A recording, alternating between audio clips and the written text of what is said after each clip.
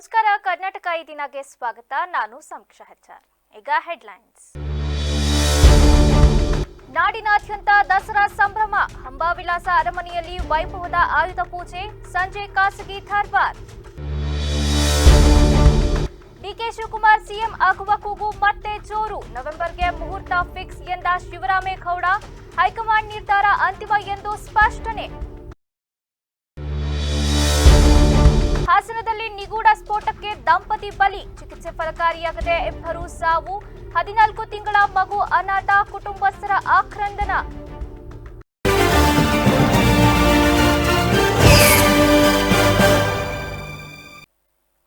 ದೇಶದೆಲ್ಲೆಡೆ ಇಂದು ಆಯುಧ ಪೂಜೆ. ಮೈಸೂರಿನ ಅಂಬಾವಿಲಾಸ ಅರಮನೆಯಲ್ಲಿ ಆಯುಧ ಪೂಜೆ ಸಂಭ್ರಮ ಕಳೆಗಟ್ಟಿದ್ದು ಯದುವೀರ್ ಒಡೆಯರ್ ಅವರು ಪೂಜಾ ಕಾರ್ಯ ನೆರವೇರಿಸಿದ್ದಾರೆ.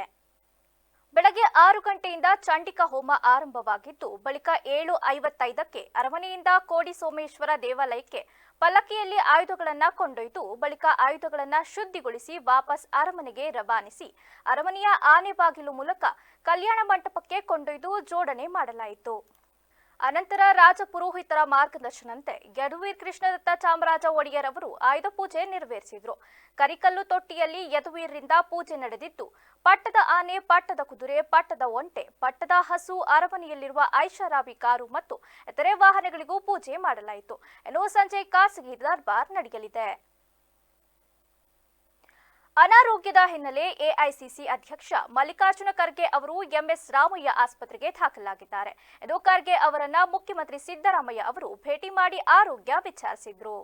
ಬಿಹಾರ ಚುನಾವಣೆ ಸರಣಿ ಪ್ರವಾಸದಿಂದಾಗಿ ಉಸಿರಾಟದ ಸಮಸ್ಯೆ ಉಂಟಾದ ಎಂದಲೇ ಜನರಲ್ ಚೆಕಪ್ಗಾಗಿ ಆಸ್ಪತ್ರೆಗೆ ದಾಖಲಾಗಿದ್ದು ವೈದ್ಯರು ನಿತ್ಯ ಚೆಕಪ್ ನಡೆಸಿರುವುದಾಗಿ ತಿಳಿದು ಬಂದಿದೆ.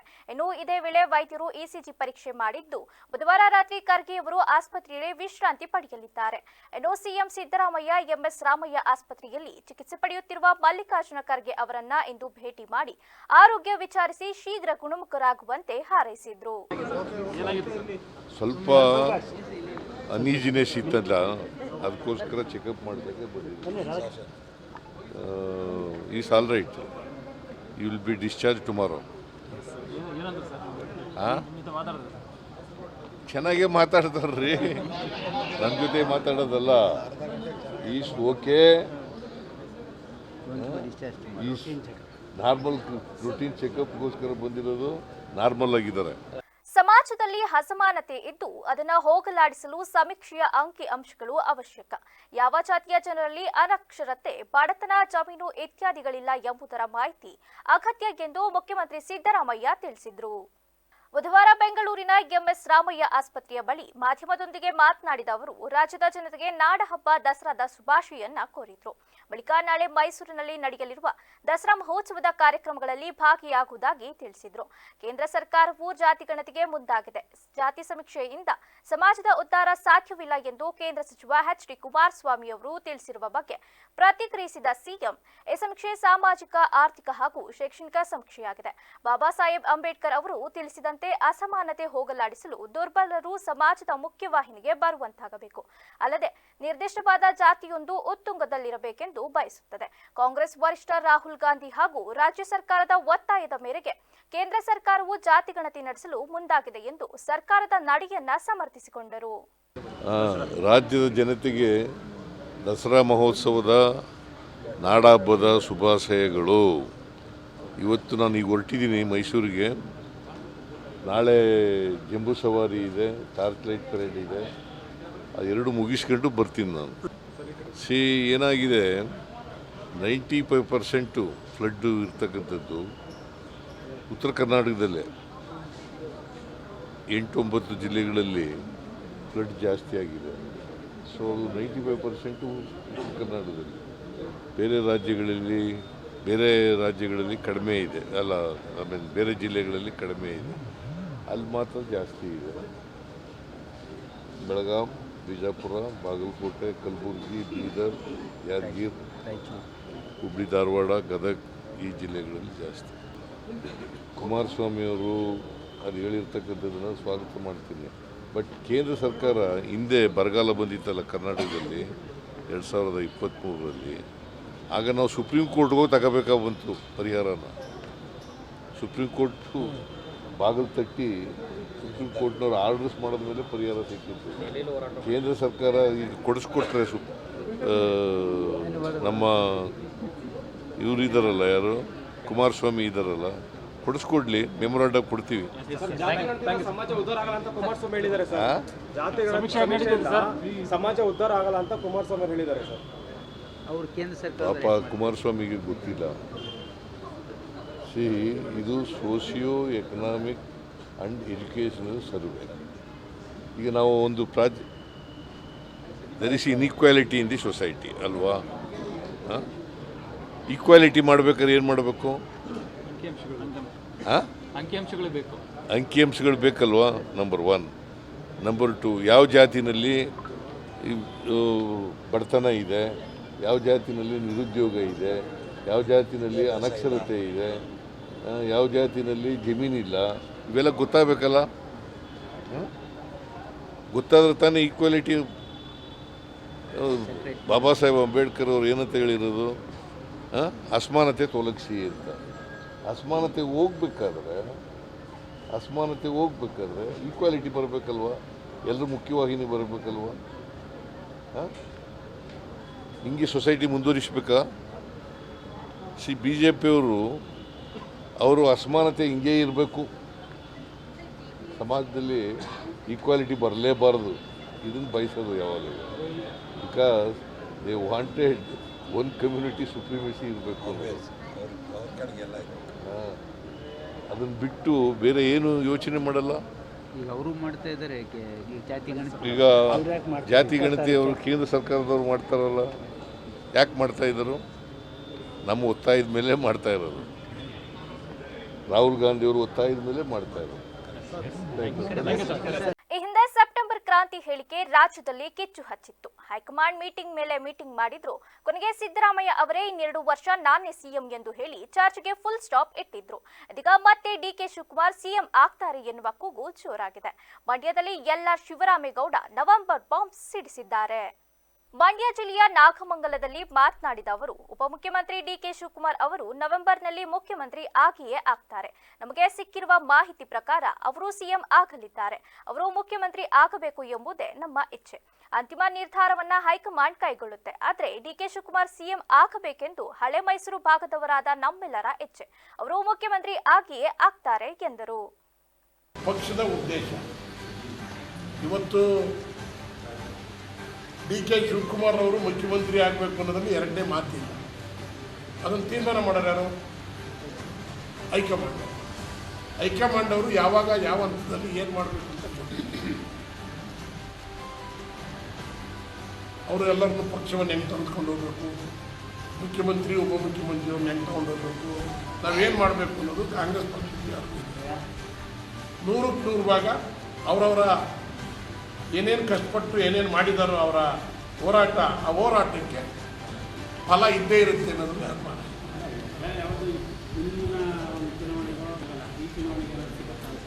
ನನಗೆ ತಿಳಿದ ಮಟ್ಟಿಗೆ ಈ ನವೆಂಬರ್ನಲ್ಲಿ ಇದಕ್ಕೆ ಒಂದು ಅಂತಿಮ ಆಡ್ಬೋದು ಅಂತ ಕಾಂಗ್ರೆಸ್ ಪಕ್ಷ. ಡಿ ಕೆ ಶಿವರು ಸಿ ಎಂ ಆಗ್ತಾರೆ ಅಂತ ನಾವೆಲ್ಲ ಅಂದ್ಕೊಂಡ್ವಿ. ನಾವೆಲ್ಲ ಹಳೆ ಮೈಸೂರಿನ ಭಾಗದವರು. ಇದಕ್ಕೆ ನಮಗೆ ತಿಳಿದ ಮಟ್ಟಿಗೆ ಹೈಕಮಾಂಡ್ನಲ್ಲಿ 2.5 ವರ್ಷ ಅವರು 2.5 ವರ್ಷ ಇವರು ಅಂತ ಹೇಳಿದ್ರು. ನವೆಂಬರ್ನಲ್ಲಿ ಡಿ ಕೆ ಶಿವಕುಮಾರ್ ಮುಖ್ಯಮಂತ್ರಿ ಆಗ್ತಾರೆ ಅಂತ ನಿಮ್ಮ ಹಾಗೆ ಆಗ್ತಾರೆ ಅನ್ನೋದು ನಮಗೆ ಒಂದು ಈ ಸಿಕ್ಕಿರ್ತಕ್ಕಂಥ ಅವ್ರು ಆಗಬೇಕು ಅನ್ನೋದು ನಮ್ಮ ಅದರಲ್ಲೇ ನನ್ನ ಮನೆ.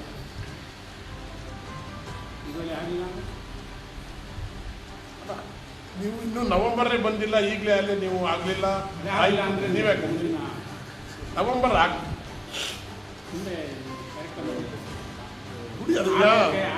ಒಳ್ಳೇದು ಯೋಚನೆ ಮಾಡಿ ನೀವು ಪತ್ರಕರ್ತರುಗಳು. ಬರೀ ಲೆಫ್ಟೇ ಯೋಚನೆ ಮಾಡಿದ್ರೆ ಈಗ ರೈಟ್ ಸ್ವಲ್ಪ ಯೋಚನೆ ಮಾಡಿ. ಕರೆಕ್ಟ್ ಪಾತ್ರದಲ್ಲಿ ಹೋಯ್ತಾ ಇದೆ ಸರ್ಕಾರ. ಹಾಸನ ಜಿಲ್ಲೆಯ ಹಳೆ ಆಲೂರು ಪಟ್ಟಣದಲ್ಲಿ ನಿಗೂಢ ಸ್ಫೋಟದಲ್ಲಿ ಗಂಭೀರ ಗಾಯಗೊಂಡು ಆಸ್ಪತ್ರೆಗೆ ದಾಖಲಾಗಿದ್ದ ದಂಪತಿ ಚಿಕಿತ್ಸೆ ಫಲಕಾರಿಯಾಗದೆ ಸಾವನ್ನಪ್ಪಿದ್ದಾರೆ. ಸುದರ್ಶನ್ ಕಾವ್ಯ ದಂಪತಿ ಮೃತಪಟ್ಟಿದ್ದು ಸೋಮವಾರ ರಾತ್ರಿ ಹಿಮ್ಸ್ನಲ್ಲಿ ಚಿಕಿತ್ಸೆಗೆ ದಾಖಲಾಗಿದ್ರು. ರಾತ್ರಿಯೇ ಹೆಚ್ಚಿನ ಚಿಕಿತ್ಸೆಗಾಗಿ ಬೆಂಗಳೂರಿನ ವಿಕ್ಟೋರಿಯಾ ಆಸ್ಪತ್ರೆಗೆ ಝೀರೋ ಟ್ರಾಫಿಕ್ನಲ್ಲಿ ರವಾನೆ ಮಾಡಲಾಗಿತ್ತು. ಚಿಕಿತ್ಸೆ ಫಲಕಾರಿಯಾಗದೆ ಕೊನೆ ಉಸಿರು ಎಳೆದಿದ್ದು ದಂಪತಿಯ 14 ತಿಂಗಳ ಮಗು ಅನಾಥವಾಗಿದೆ. ಇನ್ನು ಕುಟುಂಬಸ್ಥರ ಆಕ್ರಂದನ ಮುಗಿಲು ಮುಟ್ಟಿದ್ದು ಸೋಮವಾರ ರಾತ್ರಿ 8:30 ಸಮಯದಲ್ಲಿ ಮನೆಯಲ್ಲಿ ನಿಗೂಢ ಸ್ಫೋಟ ಸಂಭವಿಸಿತ್ತು. ಮನೆಯಲ್ಲಿದ್ದ 2 ಸಿಲಿಂಡರ್ ಹಾಗೂ ಗೀಸರ್ ಆಗೆ ಇದ್ದು ಸ್ಫೋಟಕ್ಕೆ ಕಾರಣವೇನು ಎಂಬುದು ನಿಗೂಢವಾಗಿಯೇ ಉಳಿದಿತ್ತು. ಸಿಡಿಮದ್ದು ತಯಾರಿಕೆ ಮಾಡಿದ್ದ ಮತ್ತು ಸ್ಫೋಟಗೊಂಡು ಈ ದುರಂತ ನಡೆದಿರುವುದು ಗೊತ್ತಾಗಿದೆ. ಮನೆಯಲ್ಲಿ ಸಿಡಿಮದ್ದನ್ನ ತಯಾರಿಸುತ್ತಿದ್ರು, ಅದಕ್ಕಾಗಿ ಮದ್ದನ್ನ ಸಂಗ್ರಹಿಸಿದ್ರು. ಆಕಸ್ಮಿಕವಾಗಿ ಬೆಂಕಿ ತಗುಲಿ ಸ್ಫೋಟಗೊಂಡಿದೆ ಎಂಬ ಮಾಹಿತಿ ಲಭ್ಯವಾಗಿದೆ. ಸಿನಿಮಾ ಸ್ಟೈಲ್ನಲ್ಲಿ ಏಕಾಏಕಿ ಜಿಮ್ಗೆ ನುಗ್ಗಿದ 5 ಟ್ರೈನರ್ ಮೇಲೆ ಮಾರಣಾಂತಿಕ ಹಲ್ಲೆ ಮಾಡಿರುವಂತಹ ಘಟನೆ ಬೆಂಗಳೂರು ನಗರದ ಜಿಲ್ಲೆಯ ಆನೇಕಲ್ ತಾಲೂಕಿನ ಹೆಬ್ಬಗೋಡಿಯ ಅನಂತನಗರದ ರಿಪ್ ಜಿಮ್ನಲ್ಲಿ ಸೆಪ್ಟೆಂಬರ್ 23ರಂದು ನಡೆದಿದ್ದು ತಡವಾಗಿ ಬೆಳಕಿಗೆ ಬಂದಿದೆ. ಆನೇಕಲ್ ನಿವಾಸಿ ಸಂದೀಪ್ ಹಲ್ಲೆಗೊಳಗಾದ ಜಿಮ್ ಟ್ರೈನರ್ ಅರುಣ್ ಗೌತಮ್, ಅನುಷಾ ಬೇಗನ ಸೇರಿ 5ರಿಂದ ಹಲ್ಲೆ ಮಾಡಲಾಗಿದೆ. ಅನುಷಾ ಟ್ರೈನರ್ ಸಂದೀಪ್ ಕ್ಲೈಂಟ್ ಆಗಿದ್ದು ಇಬ್ಬರೂ ಸ್ನೇಹಿತರಾಗಿದ್ರು. ವಾಟ್ಸ್ಆಪ್ನಲ್ಲಿ ಚಾಟಿಂಗ್ ಕೂಡ ಮಾಡುತ್ತಿದ್ರು. ಅನುಷಾ ಮೊಬೈಲ್ ಚೆಕ್ ಮಾಡಿದಾಗ ಇವರಿಬ್ಬರ ಸ್ನೇಹದ ಬಗ್ಗೆ ಅನುಷಾಳ ಸಹೋದರರಾದ ಗೌತಮ್ ಮತ್ತು ಅರುಣ್ಗೆ ಗೊತ್ತಾಗಿದೆ. ಅನುಷಾ ಮೊಬೈಲ್ ಹ್ಯಾಕ್ ಮಾಡಲಾಗಿದೆ ಎಂದು ಆರೋಪಿಸಿ ಜಿಮ್ಗೆ ನುಗ್ಗಿ ಮನಸು ಇಚ್ಛೆ ಹಲ್ಲೆ ಮಾಡಲಾಗಿದೆ. ಸದ್ಯ 5ರ ವಿರುದ್ಧ ಎಫ್ಐಆರ್ ದಾಖಲಾಗಿದ್ದು ಗಂಭೀರ ಗಾಯಗೊಂಡ ಸಂದೀಪ್ಗೆ ಖಾಸಗಿ ಆಸ್ಪತ್ರೆಯಲ್ಲಿ ಚಿಕಿತ್ಸೆ ನೀಡಲಾಗಿದೆ. ಕಂದಾಯ ಇಲಾಖೆ ಅಧಿಕಾರಿಗಳು ಪೌತಿ ಖಾತೆ ಆಂದೋಲನವನ್ನ ಯಶಸ್ವಿಗೊಳಿಸುವ ಮೂಲಕ ರೈತರಿಗೆ ಅನುಕೂಲ ಮಾಡಿಕೊಡಬೇಕು ಎಂದು ಶಾಸಕ ಎ ಮಂಜು ಹೇಳಿದರು. ಪಟ್ಟಣದ ದೇವರಾಜು ಅರಸು ಭವನದಲ್ಲಿ ಅರಕಲಗೂಡು ದಸರಾ ಅಂಗವಾಗಿ ಮಂಗಳವಾರ ಆಯೋಜಿಸಿದ್ದ ಭೂಮಿ ದಸರಾ ಕಾರ್ಯಕ್ರಮ ಉದ್ಘಾಟಿಸಿ ಮಾತನಾಡಿದ ಅವರು, ತಾಲೂಕಿನಲ್ಲಿ ಪೋರ್ಟ್ ದುರಸ್ತಿ ಆಗಿರುವ 1725 ಪಹಣಿಗಳಿದ್ದು ಮುಖ್ಯಮಂತ್ರಿ ಸಿದ್ದರಾಮಯ್ಯ ಅವರು ಜಿಲ್ಲೆಗೆ ಆಗಮಿಸಿ ರೈತರಿಗೆ ವಿತರಣೆ ಮಾಡಲಿದ್ದಾರೆ. ಅಧಿಕಾರಿಗಳು ಕಂದಾಯ ಇಲಾಖೆಯಲ್ಲಿ ರೈತರಿಗೆ ದೊರೆಯುವ ಸೌಲಭ್ಯಗಳನ್ನು ತುರ್ತಾಗಿ ಒದಗಿಸಿ ಕಚೇರಿಗೆ ಅಲೆದಾಡಿಸದಂತೆ ಸೂಚಿಸಿದರು. ಎಲ್ಲ ಇಲಾಖೆಗಳನ್ನು ದಸರಾವನ್ನು ಮಾಡಿ ಸಾರ್ವಜನಿಕರಿಗೆ ಆ ಇಲಾಖೆಯ ಮಹತ್ವವನ್ನು ತಿಳಿಸಿ ಆ ಸೌಕರ್ಯ ಸಾರ್ವಜನಿಕರಿಗೆ ತಲುಪಬೇಕು ಅಂತ ಹೇಳಿ ಆ ಇಲಾಖೆಯ ಒಂದು ಮಾರ್ಗದರ್ಶನವನ್ನು ನಾವು ಇಡೀ ತಾಲೂಕಾದ್ಯಂತ ಎಷ್ಟು ದಿವಸ ಕೊಟ್ಕೊಂಡು ಬಂದಿದ್ದೀವಿ. ಇವತ್ತು ಭೂಮಿನಲ್ಲಿ ಬರ್ತಕ್ಕಂಥದ್ದು ನಿಮಗೆ ಪಿಕ್ಚರ್ ಬರ್ತದೆ, ನಿಮಗೆ ರೆಕಾರ್ಡ್ಸ್ ಇದು ಮಾಡ್ಕೊಂತ ಬರ್ತದೆ. ನಿಮಗೆ ಅತಿ ಹೆಚ್ಚು ಸೌಕರ್ಯ ಸಿಗುವಂತ ಯಾವ್ದಾದ್ರು ಇಲಾಖೆ ಇದ್ರೆ ಅದು ಕಂದಾಯ ಇಲಾಖೆ ಅಂತಕ್ಕಂಥದ್ದನ್ನು ಯಾವ ಮರಿಬಾರ್ದು. ನೀವು ರೈತಾಪಿ ವರ್ಗದವರು ಎಲ್ಲಿ ಮೋಸ ಹೋಗ್ತಾ ಇದ್ದೀರಿ ಅಂದ್ರೆ, ನನ್ನ ಸೌಕರ್ಯ ಏನು, ನನ್ಗೆ ಏನ್ ಸಿಗ್ಬೇಕು ಅಂತ ಎಲ್ಲಿವರೆಗೆ ನೀವು ಕೇಳಲ್ಲ ಅಲ್ಲಿವರೆಗೂ ಮೋಸ ಆಗ್ತಾನೆ ಇರ್ತದೆ.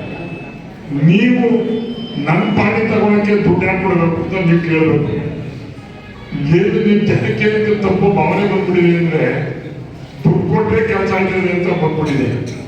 ದುಡ್ಡು ಕೊಟ್ಟರೆ ಕೆಲಸ ಅಲ್ಲ, ಕಾನೂನಿನ ಅರಿವನ್ನ ಪಡ್ಕೊಂಡು ನಮ್ಮ ಕೆಲಸ ಏನು ಅಂತ ಕೇಳ್ತಕ್ಕಂಥದ್ದು ಬುದ್ಧಿವಂತಿಕೆ ಆದ್ರೆ ನಿಮಗೆ ಕೆಲಸ ಸುಗಮವಾಗಿ ಸಿಗುತ್ತೆ ಅಂತಕ್ಕಂಥದ್ದು ಆ ಉದ್ದೇಶದ ಇವತ್ತು ಭೂಮಿಯಲ್ಲಿ ನೀವು ಬುದ್ಧಿವಂತರು ಆದರೆ ಈ ಸಮಾಜ ಸುಧಾರಣೆ ಆಗ್ತದೆ, ನಿಮ್ಮ ಸ್ಥಿತಿಗತಿನೂ ಚೆನ್ನಾಗಿ ಆಗ್ತದೆ ಅಂತಕ್ಕಂಥದ್ದನ್ನು ಮಾಡಿಕೊಂಡು ಇವತ್ತು ಸೌಕರ್ಯ ಏನು ಪಡ್ಕೋತಾ ಇದ್ದೀರಿ ಅದ್ರ ಬಗ್ಗೆ ನಮ್ಮ ಅರ್ಚಕರಿದ್ದಾರೆ, ಮತ್ತೆ ಬೇರೆ ಬೇರೆ ಸೌಕರ್ಯ ಪಡ್ಕೊಂಡಿರ್ತಕ್ಕಂಥವ್ರಿದ್ದಾರೆ.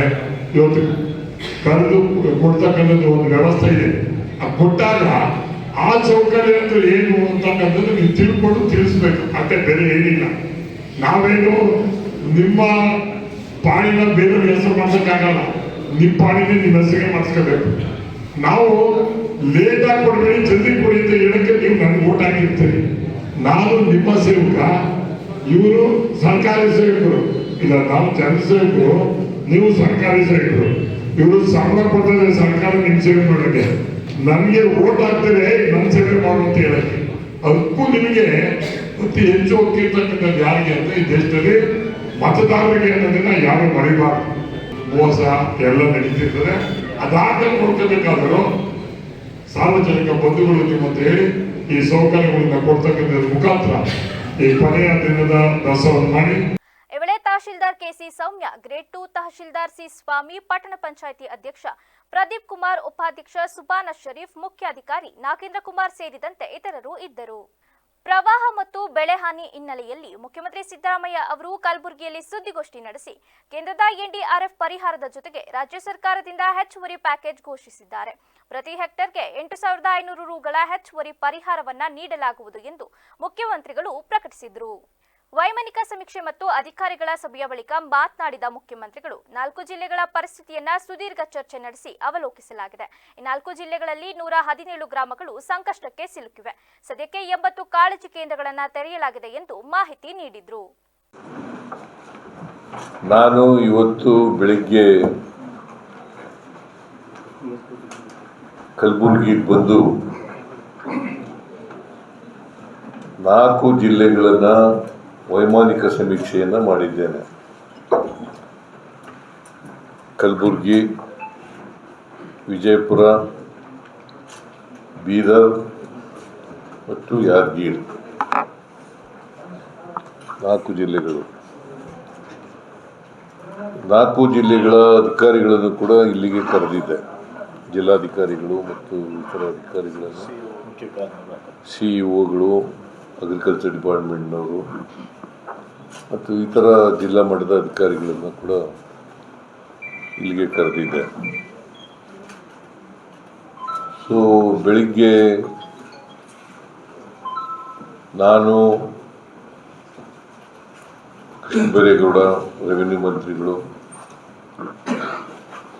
ಪ್ರಿಯಾಂಕ್ ಖರ್ಗೆ, ಗ್ರಾಮೀಣಾಭಿವೃದ್ಧಿ ಸಚಿವರು, MB ಪಾಟೀಲ್ರು, ಕೈಗಾರಿಕಾ ಸಚಿವರು ಅವರು ಮತ್ತು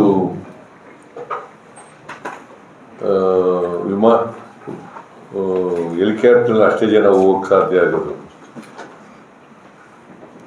ಇವರು ಹೋಗ್ಬೇಕಾಯ್ತು. ಯಾದಗಿರಿ ಮುಖ್ಯಮಂತ್ರಿಗಳು ಬರಬೇಕಲ್ಲ, ಯಾದಗಿರಿನ ಜಿಲ್ಲಾ ಉಸ್ತುವಾರಿ ಸಚಿವರು ಮಾಡಬೇಕಾಗಿತ್ತು. ಆಮೇಲೆ ಶರಣ್ ಪ್ರಕಾಶ್ ಪಾಟೀಲ್ ಬರಬೇಕಾಗಿತ್ತು. ಇವರೆಲ್ಲರೂ ಬರಬೇಕಾಗಿತ್ತು. ಆದರೂ ಜಾಗ ಇಲ್ಲದಿರೋದ್ರಿಂದ, ಸ್ಥಳ ಅವಕಾಶ ಇಲ್ಲದಿರೋದ್ರಿಂದ ನಾವಿಷ್ಟು ಜನ ಹೋಗಿದ್ದೆವು. ಮೊದಲು ಬಿಜಾಪುರ, ಆಮೇಲೆ ಯಾದಗಿರಿ, ಆಮೇಲೆ ಕಲಬುರಗಿ ಭಾಗ, ಈ ಭಾಗನ ವೀಕ್ಷಣೆ ಮಾಡಿದವು. ಒಂದು ಮಳೆ ಜಾಸ್ತಿ ಆಗಿರೋದು ಈ ಸಾರಿ. ಕರ್ನಾಟಕ ರಾಜ್ಯ ಬಲಗೈ ಜಾತಿಗಳ ಒಕ್ಕೂಟದ ವತಿಯಿಂದ ಚಾಮರಾಜನಗರದ ಡಾಕ್ಟರ್ BR ಅಂಬೇಡ್ಕರ್ ಭವನದಲ್ಲಿ ಹೊಲೆಯರ ವಿಚಾರಣಾ ಸಂಕಿರಣ ಹಮ್ಮಿಕೊಳ್ಳಲಾಗಿತ್ತು. ಜಾತಿಗಣತಿ ಪ್ರಕ್ರಿಯೆಯಲ್ಲಿ ದಲಿತ ಸಮುದಾಯದ ನಿರ್ದಿಷ್ಟ ಅಂಶಗಳನ್ನು ದಾಖಲಿಸುವ ಕುರಿತು ಸಮಾಲೋಚನೆ ನಡೆಸಲು ಈ ವಿಚಾರ ಸಂಕಿರಣ ಆಯೋಜಿಸಲಾಗಿತ್ತು. ಜಾತಿಗಣತಿಯ ನಮೂನೆಗಳಲ್ಲಿ ಧರ್ಮಬೌದ್ಧ, ಜಾತಿ ಪರಿಶಿಷ್ಟ ಮತ್ತು ಉಪಜಾತಿ ವಲಯ ಎಂದು ನಮೂದಿಸಬೇಕೆ ಅಥವಾ ಬೇಡವೇ ಎಂಬ ಬಗ್ಗೆ ದಲಿತ ಸಮುದಾಯದ ಪ್ರಮುಖರು, ಸ್ವಾಮೀಜಿಗಳು ಹಾಗೂ ನಿವೃತ್ತ ಅಧಿಕಾರಿಗಳು ಕೂಲಂಕುಷವಾಗಿ ಚರ್ಚೆ ನಡೆಸಿದರು. ನಮ್ಮ ಜಾತಿ ಹೆಸರನ್ನ ಏನಂತ ಬರೆಸಬೇಕು, ಧರ್ಮದ ಕಾಲಮಲ್ಲಿ ಏನಂತ ಬರೆಸಬೇಕು ಅಂತ ಇದು ಹೇಳ್ತೀನಿ ನಾನು. ಅದಕ್ಕೆ ಬರ್ತೀನಿ. ಪ್ರಶ್ನೆಗೆ ಗೊಂದಲಮಯವಾದಂತಹ ಒಂದು ವಾತಾವರಣ ಇದೆ. ಅದನ್ನ ಸಾಧ್ಯವಷ್ಟು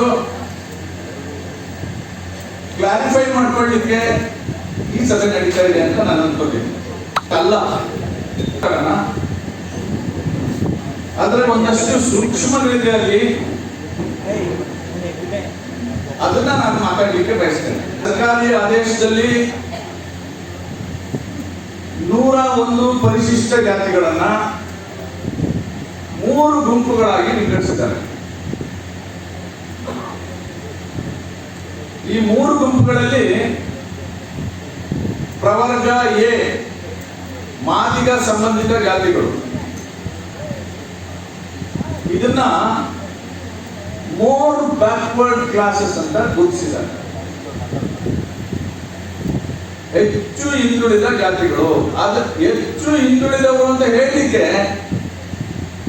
ನಾಗಮೋಹನ್ ದಾಸ್ ಆಯೋಗದ ವರದಿಯಲ್ಲಿ ಇರ್ತಕ್ಕಂಥ ಅಂಕಿಅಂಶಗಳು ನಮಗೆ